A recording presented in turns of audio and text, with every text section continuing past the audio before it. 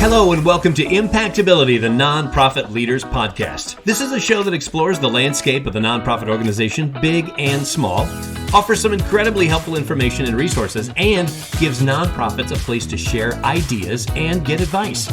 I'm your host, Joe Turner. Our show is sponsored by Sukup Strategic Solutions, offering a wide variety of services to help nonprofits maximize their impact. So let's get into solving the problems that might be plaguing your nonprofit. Welcome to the holiday season, and now before we start playing our favorite holiday music, what are you doing for year's end when it comes to fundraising? Do you have a plan? Did you have a plan? Are you executing your plan? Did you forget and figure, it's too late? Well, the question is it too late? Lots of great questions, and here to help answer these and other questions is Dan Rahill. Dan is a managing director for Wintrust Wealth Management. This is going to be a really good show. Dan, welcome to the show. Thank you, Joe. It's a pleasure to be here. It's good to have you. Let's get right into it because the clock is ticking towards the end of the year, Dan. Is it too late to approach our donors about an end-of-year gift? No, definitely not, Joe. It's the right time of year. It's the time of year people normally take out their checkbooks and write checks to charities. And as year-end approaches, I think before we get into the financial aspects and the benefits of charitable giving, I think the best strategy for our non-for-profits is to make charitable giving to get our clients to understand and to express their desire to heed the calls of need in their communities, especially in the time of COVID. So the need, the giving, I think that's important, as well as engaging and providing example to the next generation, their children and grandchildren, of the importance of philanthropy and giving back. I think those two things, the desire to heed the call of their communities in this difficult time of COVID the last 2 years, and then also setting an example of giving for their legacy. I think those two are the most important non-financial points that we need, strategies that we need to utilize with our donors. And then finally, I don't want to let the tax tail wag the dog, so to speak, but the benefits of tax-efficient charitable giving. As a CPA, that's what I usually close with, to show them that it can reduce their tax liability and eventually their estate tax bill through the use of tax-efficient charitable giving. Let the tax tail wag the dog. Boy, that is a good one. With all of the talk about inflation and other economic issues that are going on in our country right now, are we in a favorable giving environment? We are in one of the most favorable giving environments, and let me explain why. The stock market right now is at an all-time high. Individuals are sitting on more appreciated assets than ever before. Lest I explain the value of real estate as well and how that has gone up and the types of unrealized gains that they are sitting on. And those capital gains they're sitting on, if they were to sell those assets before death, are taxable at capital gains rates, 20% plus 3.8, so close to 24% right now. By giving those appreciated assets, they avoid the capital gains tax that they would incur upon sale. So there is definitely a tax benefit associated with it. But beyond that, just the run-up of the stock market and other assets, real estate assets, and the value, we all have more now than we ever dreamed we would have had a year or two ago, certainly since the beginning of COVID. And I think this is a great economic time to consider charitable giving. Somebody mentioned to me the other day that because the building boom has been going like crazy, I mean, there's housing and apartments going up everywhere, that some of these companies have made a lot of money this year, and they might also be thinking about, hey, we got to cut some money. We got to start giving some money away to kind of lessen our tax burden. Is that the case? Oh, most definitely. Most definitely. Whether it be a pass-through entity, an LLC that passes through to individuals, the individual would get the deduction at their individual level. But a C corporation, a corporation that pays its own taxes, or a trust that pays its own taxes, definitely is sitting on appreciated assets, could avoid the gain upon sale of those assets by making a charitable contribution and getting a fair market value deduction. Also, I just want to mention too, let's go back to the tax tail on the financial charitable giving dog here. The tax rules this year, there are some unique circumstances in the tax law that we want to take advantage of in 2021. There are some laws that expire at the end of this year that are advantageous to charitable giving in 2021. Many of our non-for-profits solicit donations from those donors who do not itemize. And to give you some background, 90% of all tax filers do not itemize on their tax returns. They don't have 24,000 as a married couple of deductible items, and therefore they don't get an advantage, any benefit from charitable contributions. Well, for this year only, if you give cash and you're a non-itemizer, you can take a deduction of $300 if you're single or $600 if you're married filing jointly off your tax return. It's called an above the line deduction. It's not an itemized deduction that expires at the end of 2021. So I encourage everybody to get out and solicit those non-itemizers for cash if they haven't yet, to make sure and educate them, to tell them that they do get a tax deduction on those deductions. Those are 90% of taxpayers, and it's a big population and of donors that are out there. It reminds me of something that you wrote recently, a piece that I caught where you were saying how 2020, even though it was a rough year with COVID and everything, it was like the best year ever for charitable giving. And do you think 2021 is going to be the same? I do. I think when the data is finally collected sometime in 2022 for charitable giving in 2021, we will see a similar increase of 2021 over 2020 rather. In 2020, charitable giving went up 5.1% over 2019. I think you'll see a similar increase in 21 over 20. Why? Again, I go back to what we talked about earlier. So much appreciation in the stock market, in assets such as real estate, that individuals can give away in a tax advantageous way by avoiding capital gains permanently by giving those assets to charity. And the fact that those assets have run up in value and people have more assets to give, as well as people following through on their estate plan.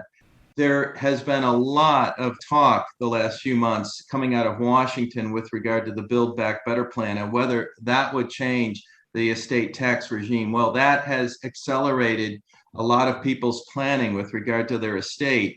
And what is a cornerstone of reducing your estate tax liability? It's charitable giving. So we've seen a lot in 2021 as far as planning and giving is concerned through a variety of charitable vehicles. It just, I think it's going to be a good year.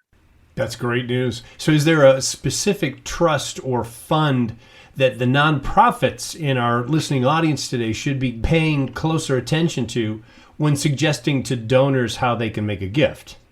Joe, I get asked this question a lot, and I've really broken it down to 7 major strategies that I discuss with people first. Of course, there are more strategies out there, but the 7 most common and one that everybody should have in their arsenal when they're talking to donors is qualified charitable distributions.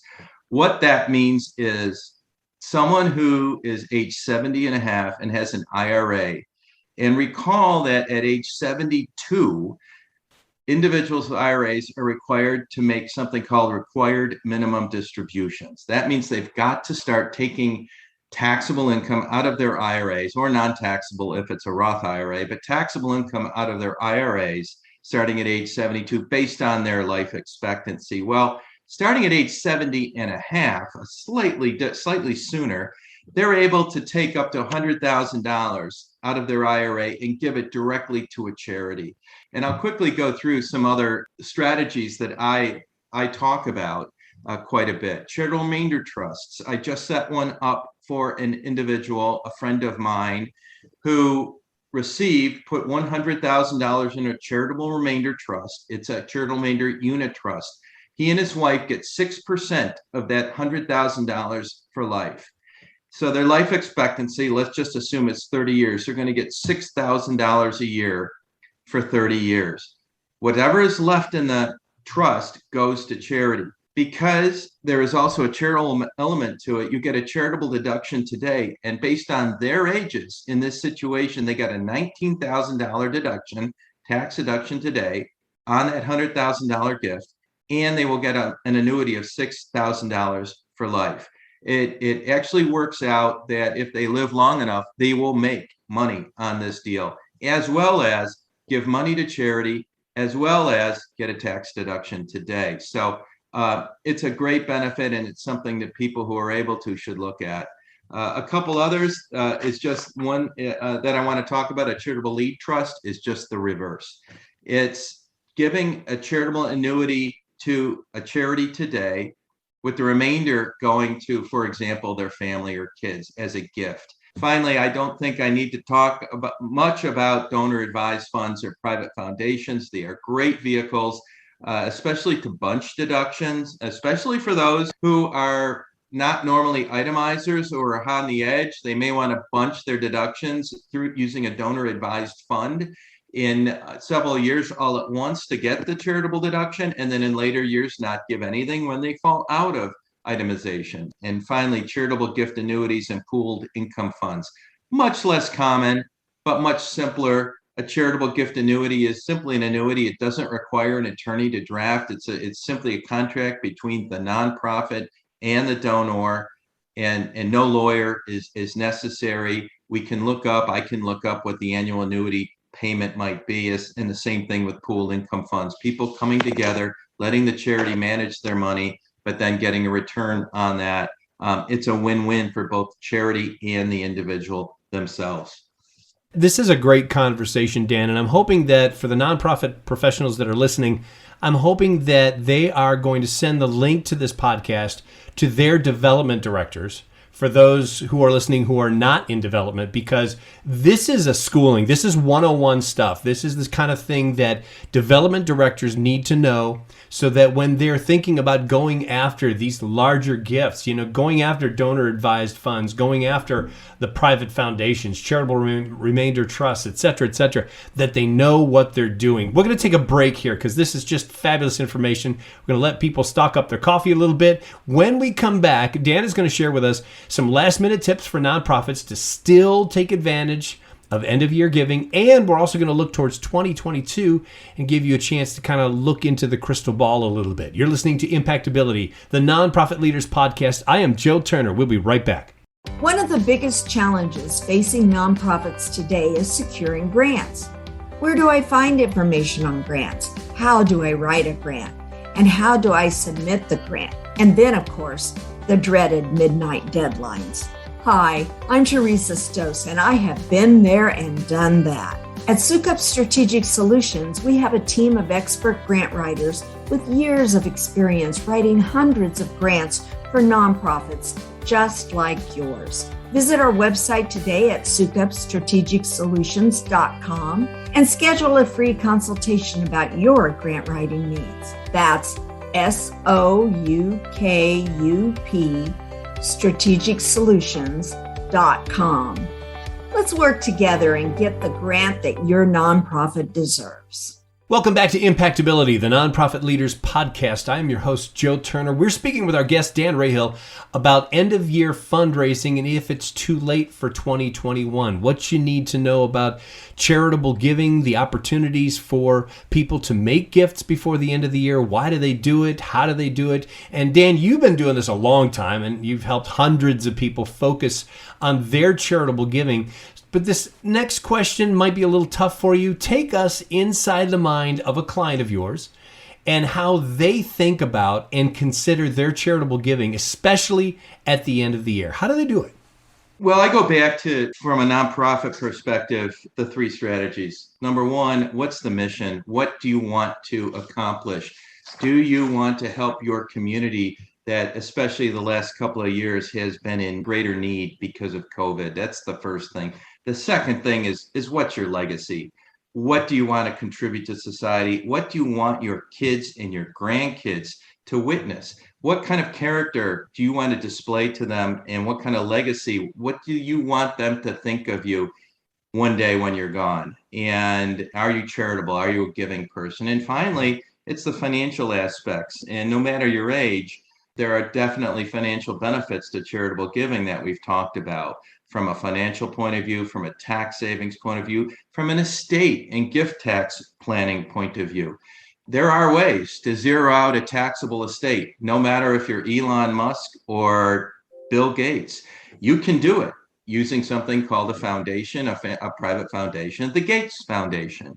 Warren Buffett has his, and he's giving a lot to the Gates Foundation. You can give it to the government or you can give it to a non-for-profit. Who do you think is going to better utilize those funds going forward and provide greater benefit to society? I argue the non-for-profit, and that's what I would say to any one of my clients, which is a potential donor. Can you give our nonprofit audience some do's and don'ts when planning for 2022?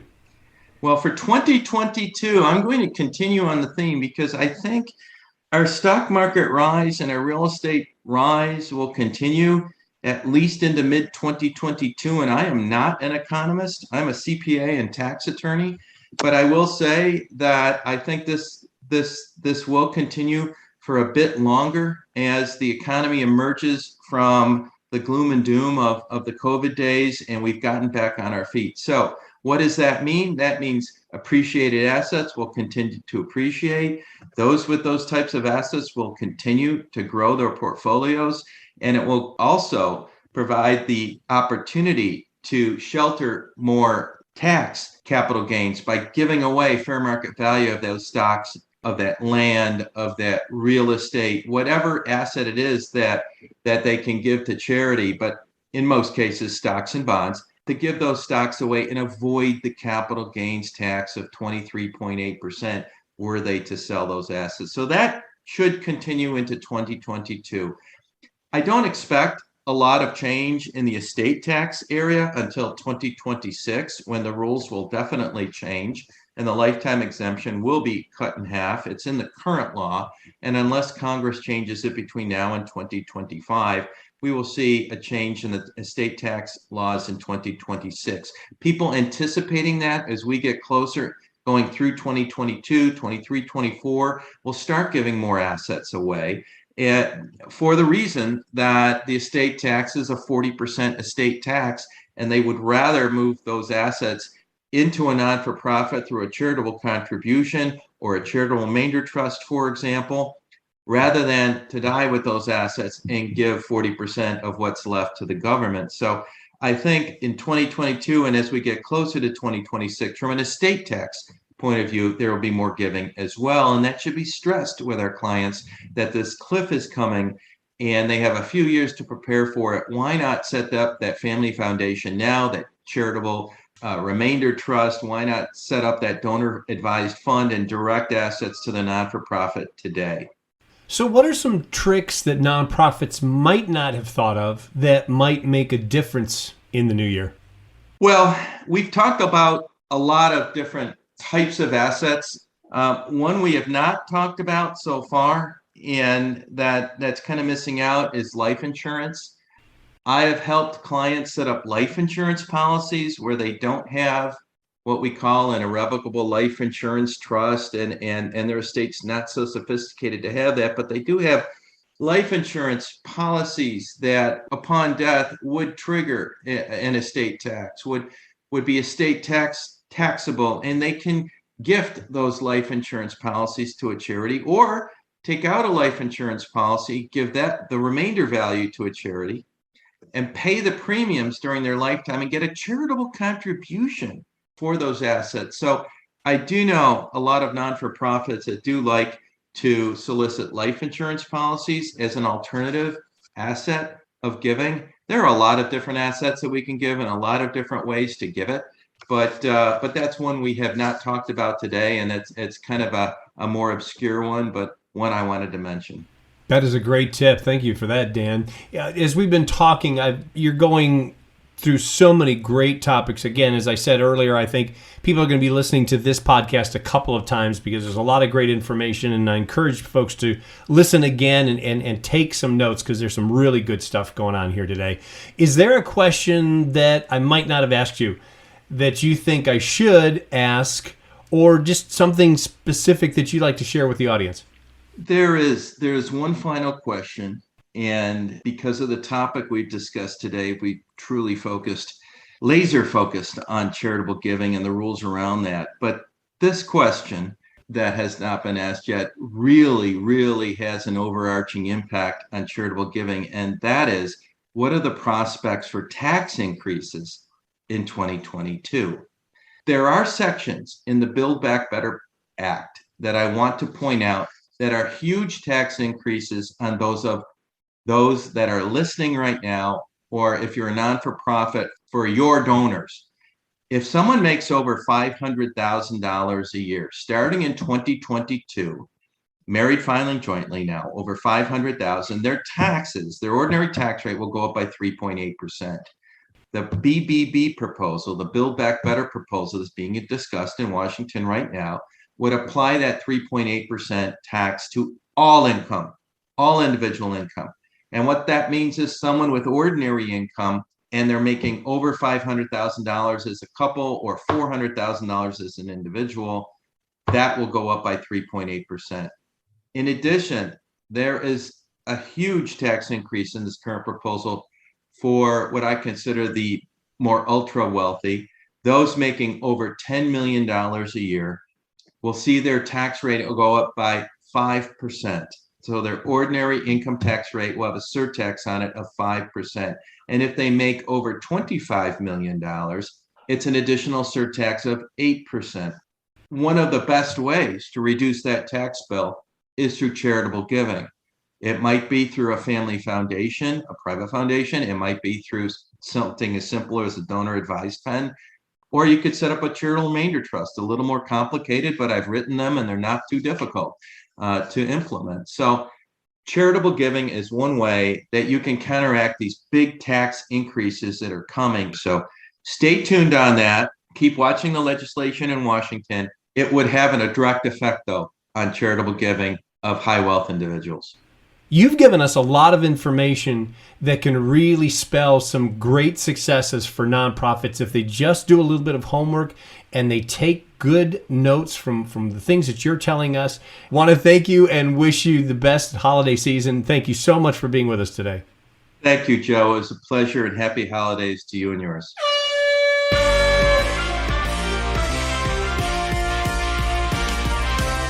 Once again, it is time for Coach's Corner. This is where we take the questions that you send us, the issues you might be having at your nonprofit, whatever's on your mind, any questions you have, you send them to us, and we in turn ask our impact coaches for their answer. But the catch is they only have 5 minutes with which to answer your question. Today's impact coach is Cheryl Sukup, president of Sukup Strategic Solutions.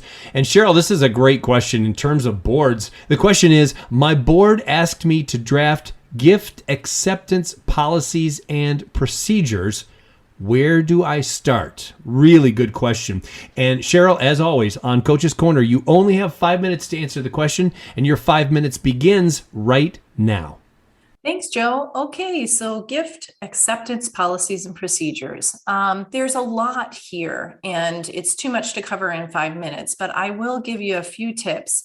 The very first thing that you should consider is how you are going to communicate with your board and with your staff, your organization, your volunteers, and all donors, the ethics that you hold as an organization. I think a good place to start is to look at the Code of Ethics from the Association of Fundraising Professionals and considering adopting that as part of your gift acceptance policies and procedures. Put it right in the document there. And another is the Donor Bill of Rights. I think these two documents sum up what most fundraising professionals accept and adhere to in terms of ethics when it comes to fundraising and accepting gifts as contributions to a nonprofit. So I think that's a great place to start. I think gift acceptance varies from organization to organization. So the first thing you want to think about is what types of gifts are eligible for consideration by your organization. And what does your approval process look like? So there may be some things that you accept all the time and there no prior approval by anybody in the organization is required. So that might be gifts of cash, but there might be other things that require approval. And sometimes it may have to do with gift level or gift type.